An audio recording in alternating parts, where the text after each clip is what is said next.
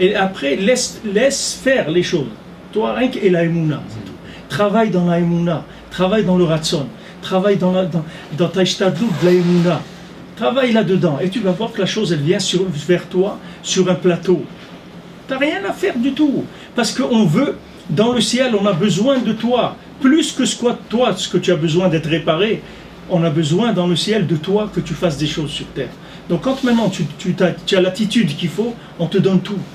On te donne mamache tout. Tout. Il n'y a aucune chose qui va... Il y a quelques mois, il devait faire une soirée à Paris de je sais pas quoi, c'était la Iloula de Rabbeinu, je sais pas, ou de Rav Israël, il devait faire à Paris. Le gars qui m'a appelé, qui devait organiser ça, il m'a dit, ah, je dois faire la Iloula de Rav Israël, je vais organiser tout, mais j'ai rien, j'ai pas un centime dans ma poche, j'ai rien du tout. J'ai dit mais si tu restes chez toi comme ça, qu'est-ce qui va se passer? Je dis, alors tu vas prier, tu vas sortir dans la rue, c'est tout, tu vas prier, tu vas sortir dans la rue. Il a prié, il est sorti dans la rue. Ah, il rencontre quelqu'un, il dit ça va, il dit oui, il dit qu'est-ce que tu fais? Il dit voilà, je veux faire la Iloula de Rav Israël et tout. Il dit alors qu'est-ce qu'il y a? Il dit j'ai besoin de la salle, les gâteaux, les trucs, il n'y a pas de problème, combien ça coûte? Voilà, le chèque, il me l'a scanné, il a envoyé le chèque pour que je le vois. Et le type, il a marché quelques mètres dans la rue, il a payé tout, il a fait. Maintenant, ce gars-là, il y a 2 jours, il oublie, il va dans un café, il prend un café, il oublie ses papiers là-bas dans le café. Alors il sort, il marche. Après il se rappelle qu'il a oublié son portefeuille. Il retourne dans le café. Quand il retourne dans le café, qui est-ce qu'il rencontre? Ce gars-là qui lui avait donné l'argent pour la... Ah ça va et tout, oui, ça va, alors qu'est-ce que tu fais? Bientôt Rosh Hashanah. Il dit alors quoi? Mais il faut aller à Oman. Il dit tu crois tout? Mais c'est sûr, il faut aller à Oman. Il dit oui, alors voilà l'agence, elle est là-bas, va, tu prends le billet, tout ça. Oh, le gars il a été prendre le billet pour Oman. Les choses, une chose, elle s'imbrique dans l'autre. C'était ouvert. Maintenant, si quelqu'un il est pas ouvert, il va dire waouh, j'ai oublié mes papiers, je suis un imbécile, comment je peux oublier? Tu n'as rien oublié du tout. Il y avait un rendez-vous. Ce rendez-vous, il devait se faire comme ça. Donc, tu as eu le rendez-vous. Et tout, c'est comme ça. Ça s'appelle Ashgacha. C'est-à-dire, ça s'appelle, Rabbeinu dit Anahagat haolam, Prinat Eretz Israël. C'est-à-dire, tout ça vient avec l'Ashgacha. Il n'y a pas je fais ou je veux. Ça. Ce que tu as besoin pour fonctionner, on va te le donner. C'est tout. Pour fonctionner dans ce qui concerne le travail du boss. Maintenant, si toi, tu veux développer des affaires à toi, ça c'est autre chose. Tout ce qui est tes plaisirs, tes trucs et tout ça, on n'est pas obligé de te les payer du tout.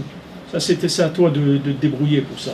Mais tout ce qui est le fonctionnement pour Akadosh Baruch Hu, ce que tu as besoin pour servir Hachem, il va te le donner. Oui, monsieur. Monsieur le baron. Oui, monsieur. J'ai fait beaucoup de marsanim l'année avant, à Yerushalayim. Toujours chercher un endroit où il y avait une makom pour la souka. Sans ça, je ne déménageais pas. La souka, c'est ouais, bon Hachem. Souka, il faut une souka. C'est Eretz Israël, Prinat Eretz Israël. Marsan avalim souka. Qu'est-ce que vous voulez demander avant?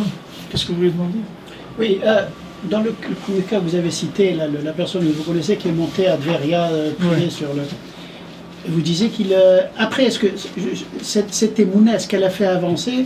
Vous dites qu'il ne portait pas de kippa. Est-ce qu'il a avancé dans autre chose? Est-ce qu'il a... Il a avancé, c'est qu'il est rentré en contact avec Hachem. C'est ça, ça s'appelle avancer.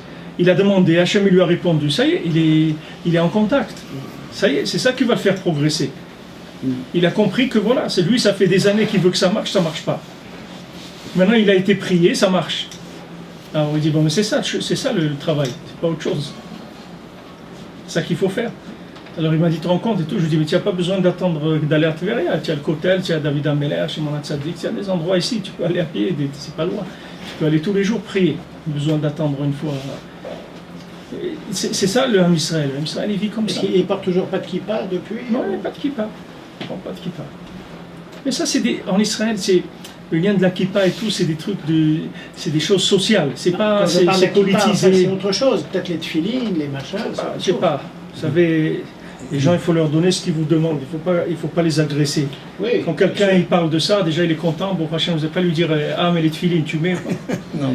C'est pas le style, c'est pas le genre du tout. C'est pas ça qu'il faut faire. Il va dire bon prochain, voilà un juif, il a avancé avec la Emouna. Voilà. Il a la Emouna, il voit que ça marche. Regardez, mon cas moi, quand je suis venu en visite ici en Israël, je cherchais un appartement. J'ai acheté un appartement, je suis redescendu en France. Et je ne pensais pas que je tombais sur 3 voisins qui n'étaient pas religieux, qui mettent la musique le Shabbat. Comment je rêvais? J'ai acheté la maison. Alors maintenant, vous pouvez prier pour que fasse ce choix. Hachem il vous débarrasse de ça. Soit eux ils vont vendre la maison, soit... Oui, c'est sûr que voilà, j'ai déjà une chance. Il y en a deux, les deux qui ne sont pas religieux, ils ont vendu. Alors vous voyez que Oui, mais attendez, il y en a un j'ai de la chance parce que c'est un qui... Il faut prier alors. Non, je prie. Il y en a un qui a vendu un rabat, ça c'est déjà pas mal, mais l'autre il a vendu un non religieux. Mais non, Hachem, léat, vous allez les rapprocher à eux aussi. Si tu coupes le téléphone avant le chiot, ça va arriver. Il faut prier. À Kolrak Tfila. Alors ça c'est le lien du vêtement, d'accord? Le vêtement qui est fait avec Rassadim et Gvourot. C'est le concept de la chose. C'est ça qui est le plus important à recevoir. C'est ce qui s'appelle le Ruach HaKodesh du Tzaddik. Ce que Rabbi Nathan il appelle dans Ilchot Shkochin al-Achahe le Ruach HaKodesh du Tzaddik. Ruach HaKodesh du Tzaddik, c'est-à-dire Biur Adimion, c'est-à-dire que tu sais la chose, tu sais comment elle doit être. Même si tu ne la comprends pas, même si tu ne sais pas ce que c'est, mais comme tu vois les Amoraïm, les Tanaïm dans la Gemara, ils disent Anan Gmire. Nous, Gmire, ça veut dire on a reçu, que c'est comme ça. Anan Gmire, voilà, il te dit, le gars qui interprétait les rêves, ils disent Anan Gmire, nous on a reçu que Klalat Chacham, que quand un Chacham il fait une malédiction, même à condition, cette malédiction elle se réalise quand même. Donc il savait que si maintenant Rava lui a fait une klala, c'est terminé pour lui. Il n'y a plus possibilité de retourner en arrière. Seulement il a trouvé que, il s'est dit que de prendre Galout, de partir, c'est considéré comme si maintenant il était mort, s'il est parti en Galout, ça peut être Mechaper, la Galout. Mais même il a fait ça, quand même, à la fin il s'en est pas sorti quand même, de la klala de Rava. Ça veut dire que ceux qui ont tikkun du dibour, ceux qui ont les tzadikim qui sont arrivés au tikkun du dibour, c'est pas le dibour des tzadikim, c'est pas des paroles comme il y a dans le monde. Les paroles des tzadikim, c'est ruach piv chez la Kadosh Baruch Hu.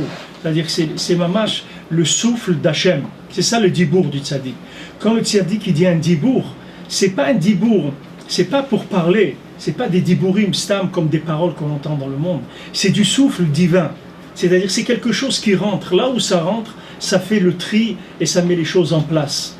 C'est pour ça qu'il faut s'habituer tout le temps à être dans ces dibourim-là, dans les paroles du tzaddik, avec les notions du tzaddik, avec les sipurim ma'asiyot, avec les nyanim qu'il y a dans le tzaddik. Et la Bat Meler, comment maintenant il l'a trouvé, après toute la vérote qu'il a fait, toutes les choses qu'il a manqué, qu'il a raté, il a raté des rendez-vous avec elle qu'elle lui avait donné de se préparer, il a raté une fois, il a raté une deuxième fois, mais le ratson il n'a jamais lâché, il a dit moi je lâche pas le ratson, moi je vais aller jusqu'au bout. Qu'est-ce qu'il a emmené après? C'est un petit vent. C'est un petit vent qu'il a pris, qu'il a amené sur la montagne en or avec le château en pierre précieuse. C'est un souffle.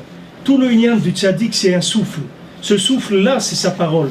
La parole du tzaddik, c'est ça le souffle d'Hachem Mamash. Donc chaque dibour qui est sorti de la bouche du tzaddik, c'est le souffle d'Hachem dedans. Et ça fait un birour dans le dimion. C'est-à-dire que ça fait un tri dans l'imagination, dans le fantasme. Ça permet à la personne de voir les choses comme il faut les voir. D'abord, il y a un da'at de savoir ça c'est important, ça c'est pas important. Tout de suite, vous allez mettre des coefficients.